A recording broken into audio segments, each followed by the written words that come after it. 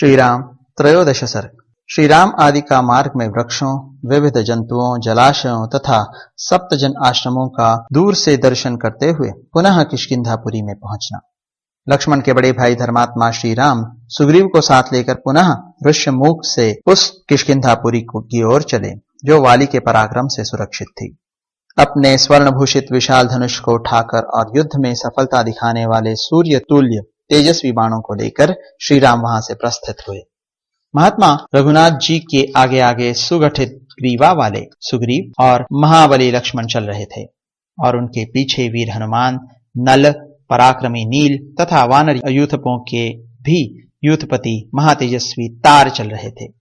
वे सब लोग फूलों के भार से झुके हुए वृक्षों, स्वच्छ जल वाली समुद्रगामिनी नदियों, कंदराओं, पर्वतों, शिला विवरों, गुफाओं, मुख्य मुख्य शिखरों और सुंदर दिखाई देने वाली गहन गुफाओं को देखते हुए आगे बढ़ने लगे।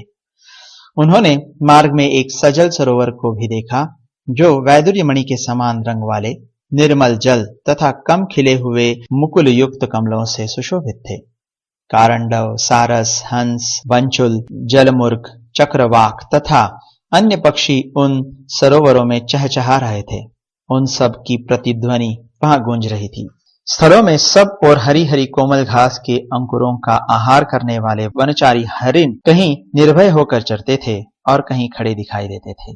इन सब को देखते हुए श्री राम आदि किष्किंधा की ओर जा रहे थे, जो सफेद दांतों से सुशोभित थे, देखने में भयंकर थे, अकेले विचरते थे और किनारों को खोदकर नष्ट कर देने के कारण सरोवरों के शत्रु समझे जाते थे।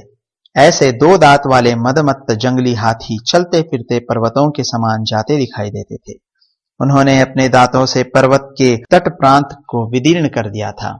कहीं हाथी जैसे विशालकाय वानर दृष्टि गोचर होते थे जो धरती की धूल से नहा उठे थे। इनके सिवा उस वन में और भी बहुत से जंगली जीव जंतु तथा आकाशचारी पक्षी विचरते देखे जाते थे। इन सबको देखते हुए श्री राम आदि सब लोग सुग्रीव के वशवर्ती हो तीव्र गति से आगे बढ़ने लगे।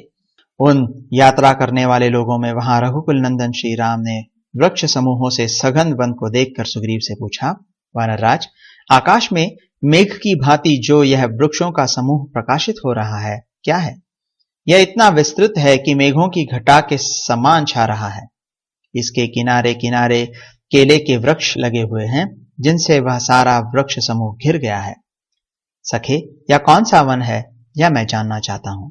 इसके लिए मेरे मन में बड़ा कौतूहल है। मैं चाहता हूं कि तुम्हारे द्वारा मेरे इस कौतूहल का निवारण हो। महात्मा श्री रघुनाथ जी की यह बात सुनकर सुग्रीव ने चलते चलते ही उस विशाल वन के विषय में बताना आरंभ किया। रघुनंदन, यह एक विस्तृत आश्रम है जो सबके श्रम का निवारण करने वाला है। यह उद्यानों और उपवनों से युक्त है। यहाँ स्वादिष्ट फल मूल और जल सुलभ होते हैं। इस आश्रम में सप्तजन नाम से प्रसिद्ध 7 ही मुनि रहते थे जो कठोर व्रत के पालन में तत्पर थे। वे नीचे सिर किए तपस्या करते थे, नियम पूर्वक रहकर जल में शयन करने वाले थे। 7 दिन और 7 रात व्यतीत करके वे केवल वायु का आहार करते थे तथा एक स्थान पर निश्चल भाव से रहते थे। इस प्रकार 700 वर्षों तक तपस्या करके वे सशरीर स्वर्गलोक को चले गए। उन्हीं के प्रभाव से सघन वृक्षों की चार दीवारी से घिरा हुआ यह आश्रम इंद्र सहित संपूर्ण देवताओं और असुरों के लिए भी अत्यंत दुर्धर्ष बना हुआ है। पक्षी तथा दूसरे वनचर जीव इसे दूर से ही त्याग देते हैं। जो मोहवश इसके भीतर प्रवेश करते हैं वे फिर कभी नहीं लौटते हैं। रघुनंदन, यहाँ मधुर अक्षर वाली वाणी के साथ साथ आभूषणों की झनकारें भी सुनाई देती है। वाद्य और गीत की मधुर ध्वनि भी कानों में पड़ती है और दिव्य सुगंध का भी अनुभव होता है। यहाँ आवाहनीय और त्रिविध अग्नियां भी प्रज्वलित होती है।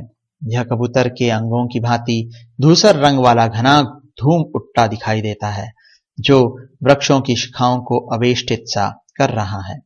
जिनके शिखाओं पर होम धूम छा रहा है वे ये वृक्ष मेघ समूहों से आच्छादित हुए नीलम के पर्वतों की भांति प्रकाशित हो रहे हैं। धर्मात्मा रघुनंदन, आप मन को एकाग्र करके दोनों हाथ जोड़कर भाई लक्ष्मण के साथ इन मुनियों के उद्देश्य से प्रणाम कीजिए। श्री राम, जो इन पवित्र अंतःकरण वाले ऋषियों को प्रणाम करते हैं उनके शरीर में किंचित मात्र भी अशुभ नहीं रह जाता है। तब भाई लक्ष्मण सहित श्री राम ने हाथ जोड़कर उन महात्मा ऋषियों के उद्देश्य से प्रणाम किया।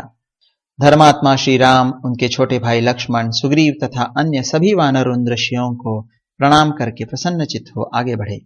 उस सप्तजनाश्रम से दूर तक का मार्ग तय कर लेने के पश्चात उन सब ने वाली द्वारा सुरक्षित किष्किंधापुरी को देखा।